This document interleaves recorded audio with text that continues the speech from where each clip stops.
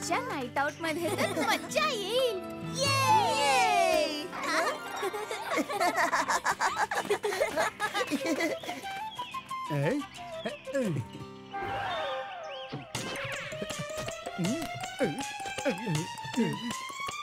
ओहो, मी टेंट लावायचा खिळा तर आणायलाच विसरलो.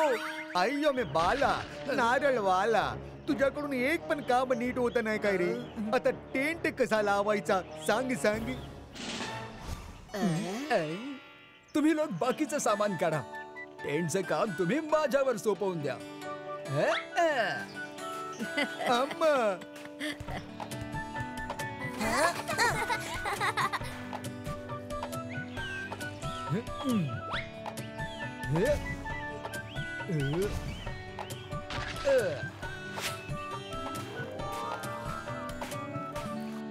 अरे,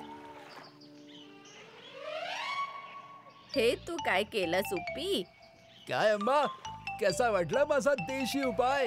तुम्हाला सुद्धा धक्का बसला ना? मग काय, कारण नेचर मध्ये ठरवलेल्या प्रत्येक गोष्टीचा एक अर्थ असतो. त्याचा विचार न करता केलेली छेडछाड महागच पडते. अम्मा, आता या छोट्या छोट्या दगडांनी काय नुकसान होणार आहे? अजून नाही तर काय, कधी कधी छोट्या छोट्या गोष्टी सुद्धा खूप मोठं नुकसान करतात. छोट्या छोट्या गोष्टी मोठं नुकसान, ते कसं काय अम्मा? ऐकावते. वाव, याचा अर्थ स्टोरी टाइम विथ सुदामा.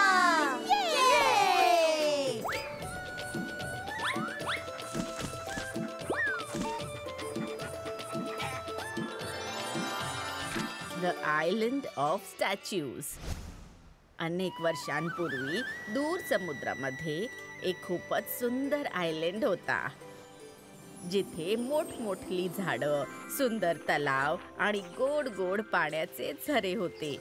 आणि हो, इथली एक गोष्ट तर मी सांगायलाच विसरले. इथले दुर्लभ पांढरे दगड, ज्याने विश्वातल्या सगळ्यात सुरेख मूर्त्या बनल्या होत्या.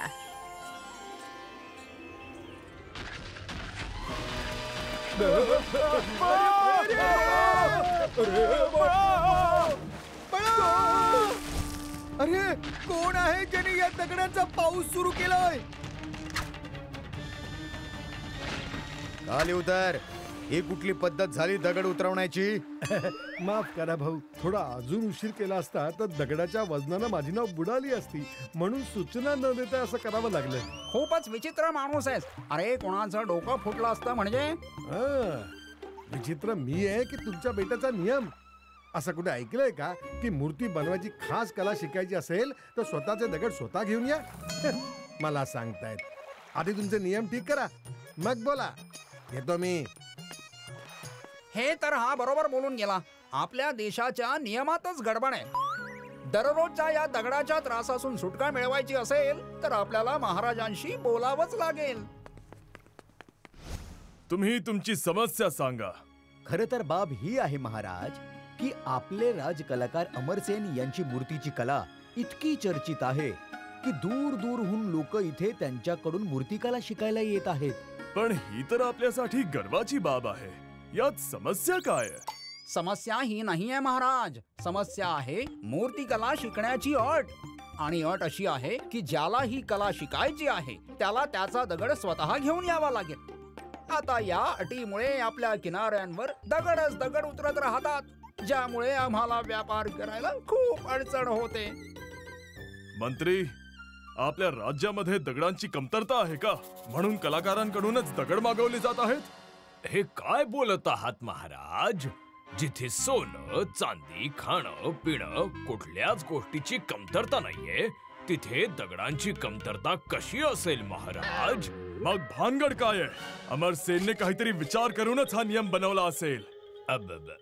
जर आपण म्हणत असाल तर अमरसेनजींना येण्याचं बोलावणं पाठवण्यात यावं का? नाही, तो राजकारागीर असल्याबरोबरच आमचा मित्रही आहे. म्हणूनच आम्ही स्वतः आमच्या मित्राला भेटायला जाऊ. आणि महाराज हिमबिंदू आपल्या मित्रांसोबत अमरसेनच्या मूर्ती पाठशाळामध्ये पोहोचले, जिथे महाराजांना स्वतः आलेलं पाहून सगळे चकित होऊन जातात. आणि अमरसेन महाराजांना इथे येण्याचं कारण विचारतात, ज्यावर महाराज मूर्तिकाराला शिकवण्यासाठी दगड आणण्याच्या निराळ्या नियमाबद्दल विचारतात. महाराज, आपलं राज्य छोटस आहे.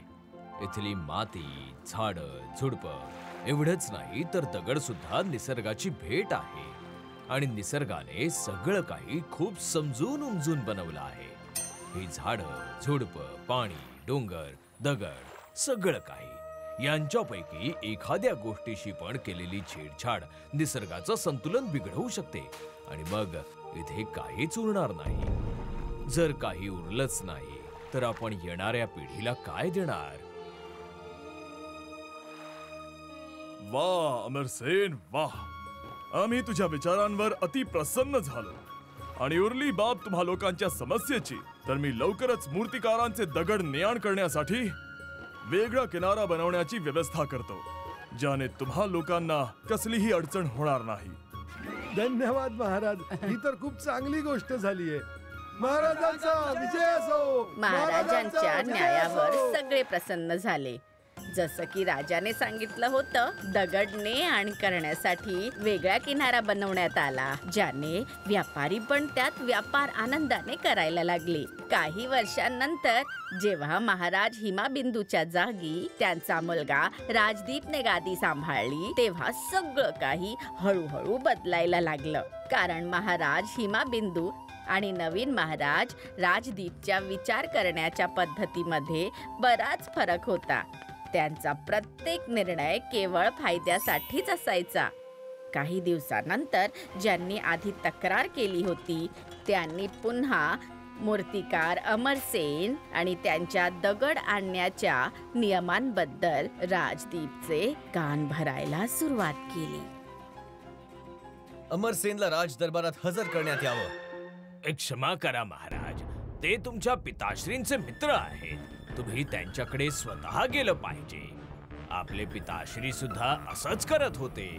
तुम्ही हे विसरू नका की पिताश्रींच्या जागी महाराज आता मी आहे. आमच्या आज्ञेचं त्वरित पालन व्हावं. आणि थोड्याच वेळात नवीन महाराजांच्या आदेशावर अमरसेन दरबारात हजर झाले. तुमची मूर्तिकला शिकण्यासाठी कलाकारांनी दगड घेऊन यायच्या नियमाला आम्ही आज आणि आतापासून समाप्त करण्याचा आदेश देतो. पण महाराज, याने आपली आणि आपल्या राज्याची खूप हानी होईल. हानी आणि लाभ तुम्ही आमच्यावर सोडून द्या, कारण आम्हाला समजलं आहे की दगड घेऊन येण्याच्या नियमामुळे कित्येक कलाकार इथे येऊच शकत नाही. म्हणून नाही नियम राहील ना कलाकार इथे यायला कचरतील. लोक येतील तर व्यापार येईल, व्यापार येईल आणि प्रगती होईल. पण आमचं बोलणं अजून पूर्ण नाही झालंय. तुम्ही या राज्याची खूप सेवा केली आहे, त्यासाठी हे राज्य आपला आभारी आहे. पण आता तुमचं आरामाचं वय आहे, त्यामुळे आतापासून तुम्हाला सेवामुक्त करण्यात येत आहे. जशी आज्ञा महाराज. स्वतःच्या फायद्यासमोर महाराज राजदीपला काहीच सुचत नव्हतं. म्हणूनच आता नवीन नियम आल्याने हळूहळू राज्यामध्ये मोठ्या संख्येने लोक येऊ लागले. मोठ्या संख्येने खोदकाम करून दगड काढू लागले.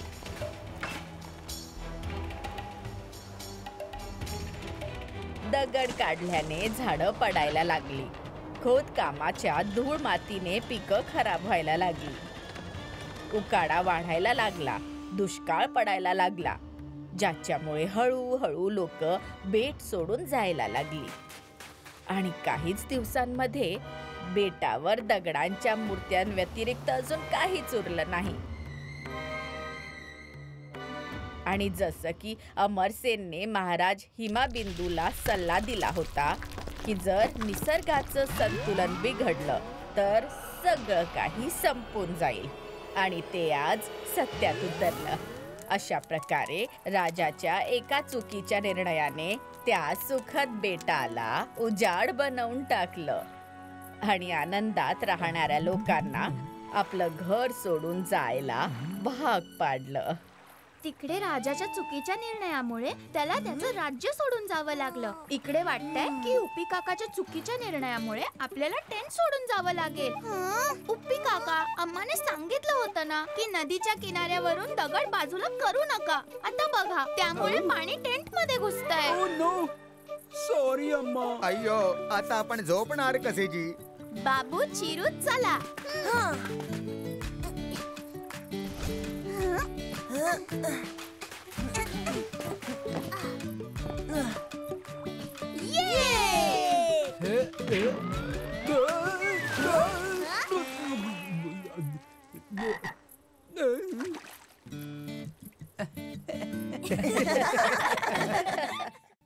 If you like this video, subscribe to our channel Murthy Media. कुठल्याही गप्पात येते मी अलगद, हवं ते चाखते, गट्टम करते, साधा सा खरा खरा किस्सा सांगते.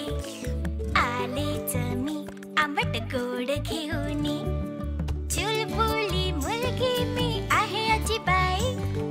चुलबुली मुलगी मी आहे आजी बाई. घरची कहाणी, अरे घरची कहाणी, मी आहे ती जुन्या गंधासारखी. छोट्याशा गोष्टीत खरंच बोलेन, झुळूक होऊन एक खिडकी उघडेन, बोट हे धरून सोबत चालेन. काळ्या काळ्या अंधारी टिमटिम जळेन, अंगणातले वातावरण